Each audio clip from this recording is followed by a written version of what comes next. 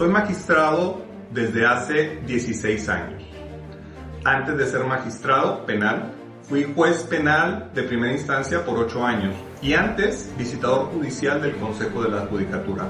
En total tengo 25 años trabajando en el Poder Judicial y con esta reforma que está proponiendo nuestro presidente Andrés Manuel López Obrador y que seguramente va a ser aprobada, es muy probable que yo pierda mi trabajo. Y aún así apoyo la reforma, estoy en favor de la reforma y estoy contento de esta reforma porque ya la vi, ya la analicé, ya la revisé. Y esto es una de las mejores cosas que le pueden pasar a nuestro país porque no se trata de mí, no se trata de qué me conviene o qué me sirve a mí, se trata de qué le conviene y qué le sirve a nuestro país. Un país que está ávido de justicia desde hace muchos años, justicia que no han tenido, sobre todo en materia penal, porque ese es el área de especialidad que yo tengo.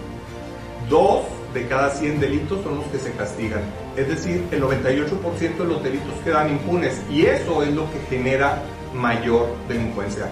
Recordemos que es un poder que jamás ha sido cuestionado, es un poder que durante años se manejó debajo de la mesa, en penumbras, a oscuras, sin publicidad, sin que nadie los cuestionara. Hoy en día estamos viviendo nuevos tiempos en este país, en todos los sentidos.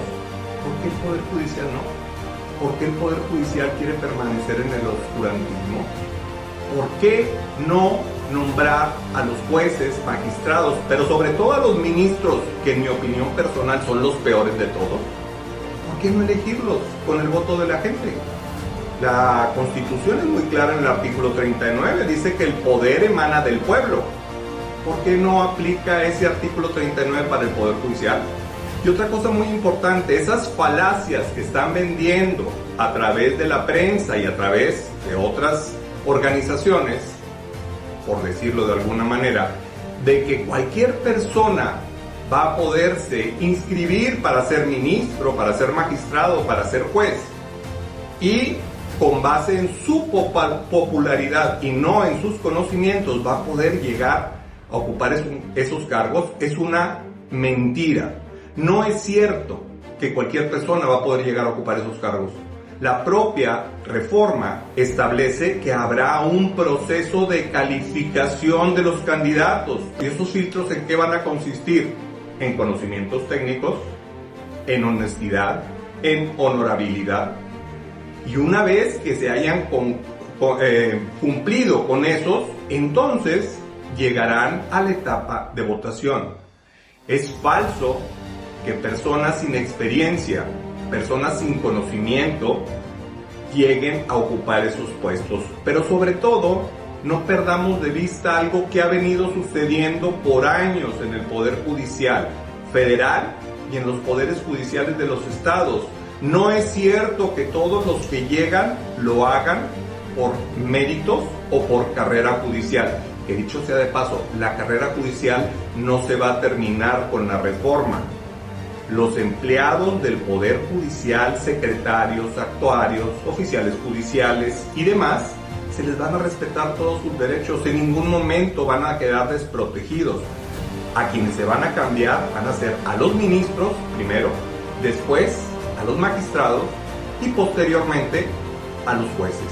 Y tampoco perdamos de vista que al Poder Judicial Federal se le conoce como el poder familiar de la Federación. El nepotismo y el tráfico de influencias, de amiguismos que hay en esta institución es por todos conocido, no es ninguna novedad. Y durante años se ha sabido que ocupan cargos personas que no tienen experiencia, que no tienen carrera judicial, pero sí tienen padrinos muy importantes. Así que no veo la razón de alarmarse tanto, incluso decir que va a ser el fin de la independencia judicial, que va a ser el fin de este país, por el hecho de que los jueces, magistrados y ministros se elijan por el voto de la gente. Lo hemos denunciado con hechos los actos de corrupción e influyentismo que predominan en el Poder Judicial. Debido a ello, es que enviamos al Congreso una iniciativa para que el pueblo elija a jueces, magistrados y ministros, con el propósito de que impartan justicia en beneficio de todos y no estén al servicio exclusivo de la delincuencia organizada y de la delincuencia de cuello blanco, que estén al servicio del pueblo.